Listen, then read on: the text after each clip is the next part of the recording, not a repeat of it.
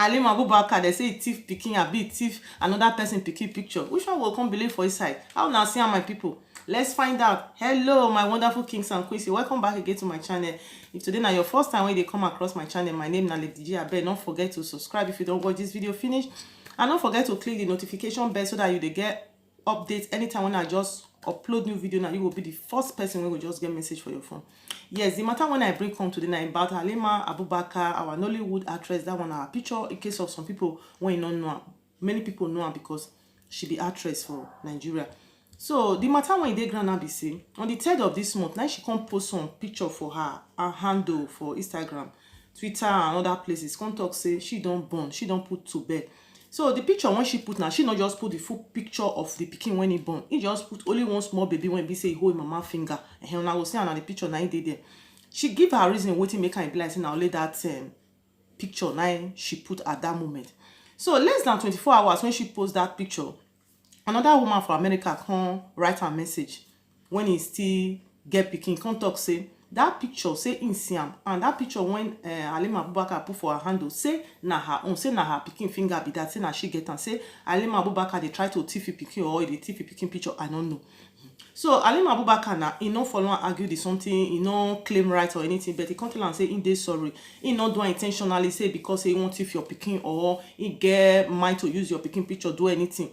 Because say the pikin when he born, say the pikin na premature and the pikin dey cycle better, and she not fit use the pikin picture put for a handle now. It not too good for eye, and he no want he no fit do that kind of thing. So he now come dey look for that picture when he go just post for her Instagram handle to tell people say he don't born. So now you can see this pikin finger now when you hold am now, the thing come catch her attention. Now she come decided to use this one. Say make she not vex, say she go delete am. As the lady talk, the lady come talk say make Halima Abubakar make it delete. Now she come talk say she go delete am. But as if that not enough, as this lady tell Halima Abubakar make it delete that picture, and she can't agree say she go delete am, why this lady go come carry all the screenshot and the things when be saying with and discuss when they write, he come put am for public. So I get where I blame this woman for America, and I get where I go still blame Halima Abubakar. The side of this woman when they for America be this. Me, I don't believe say only because say Halima Abubakar carry that picture put for there, now he make this woman when they America go to that extent, start to the broadcast am, they put the screenshot for everywhere, they post them for Twitter, post them for Instagram and everywhere. I believe say now because say she feel say Halima Abubakar na celebrity, and a person will be say any small thing when you do, if you talk about that thing, it go easily spread, people go easily pay attention to her, or maybe she they want make them through that one they will condone her. Because if you look at number one, Google, according to Halima Abubakar, I say na Google na there info search and na there you see the picture. Google na place when be say na public something worldwide, everywhere, anybody fit use Google. So for somebody to take a picture or a personal picture, he put am for Google, that means you don't already invite the public. Say anybody when want download that picture or you want cut that picture, it's free to take am, because personal something na your own page now you will put am, and when you put am for your own page, if you not still do the setting and say na private, anybody fit still go there collect anything we want collect for there. That means na public na be. So if Halima Abubakar go there go take that picture, that means na public. Maybe not be only Halima Abubakar go don't even collect that picture for them. Many other people go don't collect that picture when she not know, because say they not be celebrity. But for the fact say Halima Abubakar na celebrity, any small thing when you do, other people will hear.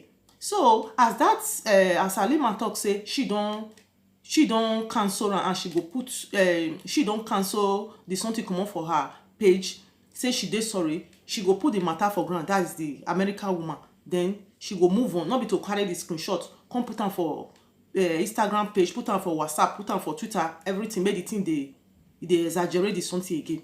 So that one na her own part, she no do am well, because anything when you don't put for public na be Google na public. Everybody knows say Google na public all over the world. So for the Halima side, be say you when you talk say your pikin say na premature, is this the right time for you to dey rush to the post picture? If your pikin dey that kind of condition when you take born am, I believe say na the mama self I no go even reach ground not to talk us to come dey post picture. And moreover, this one na pikin wey be say she born when she dey conceive the pikin, anybody no know, 2 years not here. most people don't even know whether she dey conceive. When she dey post that picture for her Instagram, say she don't born, most people don't know whether she dey even dey conceive, because she keep the secret all along. She say she no want make people know say she dey conceive. And now they hear say some people talk say na side chick she be, say that belle, say na another person husband I get, and I make her she keep the pregnancy. That one I don't know, I just gossip the hair. That's why I tell read them. So something wey be say you not let the public know when you dey conceive. So why the rush? Why you not fit get patient when be say you know the condition when you take born your pikin? Who can post am for public to satisfy your fans or to satisfy the public? I don't get it. I don't understand. I don't know where her word based. And after this lady don't accuse Halima Abubakar come put another picture again. Una go see the other picture. This one na the second picture when he put. Say na this one na it can be pikin. He can put another picture for her page again. And this picture when he still put again, not be pikin, because she talk say the pikin when she born say na board. And this one, if you na see, and now see the pacifier when they gone for her dress, or when they pink join her dress when you did that pikin mouth, say na pink. That one mean say na get pikin. Okay, if another person can still come tomorrow now, can still talk say, can still the accuse and talk say you don't still thief another of a pikin picture. Okay? You just imagine that. So with the way she take do something, they change one picture to another, they explain say if pikin get pikin are premature and different, it can't give room for suspicion. Many people come they suspect say it be like say not be this Abubakar, not be you not even born at all. Maybe he get where buy pikin or he get anything because he hide the pregnancy all this while. Because most of all these Nollywood people, actor and actresses, most of them you know if you trust them, but because if you see am nowadays this Instagram, like say don't bust most of their head before one thing happen, they don't put am for Instagram, or they go land for trouble, or one thing will come out, or one thing will come out. The other day never too tey when we see another Nollywood actress when you go take another person house pose for picture, put am for Instagram, talk say na him get the mansion, until that person come out, come arrest am. So nothing one these people don't fit do because they be actor, they be actress, they get that brain. Anything when they want do, they know how to package the something, and the something go look real for the eyes of the public. So me I don't see wetin Abubakar do for they say he do am well, he not do am well at all. Because if your pikin dey that condition, any mother when really get feeling, or when be say definitely go love your pikin at that joy, but as it come be saying at that condition, now you take born am, you no need to rush things. And even though say you no even born that pikin for that condition, say you no go put the picture, nobody, you know, or anybody explanation, you no need to rush things. Because all this while when you dey conceive, when you don't put your pregnancy picture, you know want make people know. Anybody ask you, so why you can't be saying now you can't be like say if you as you born now, if you not put her immediately as you born, and people will come give you fine, or people will come attack you, or people will come sue you. So now there now she take the matter rub herself. So many people now they suspect say she not even first conceive at all, because they don't see anything pregnancy. And the way she take do things now, when be say they switch from one pikin to another, switch from one pikin picture to another pikin picture when not be own. Say e give room, say no be she get any of the pikin, she not even conceive, not to talk or say she born at all. So I don't know what I think. What I think, make una just leave una comment at the comment section. So now my own side, the thing I think so, and my opinion. Now I tell now so my people, I hear the story end. I know say some people see they look, they still want to hear more. Now too like Tatafo. Now too like Tatafo. Now hear the story end, my people. I hope to see you now next time for my new video. Have a blessed day. Bye bye.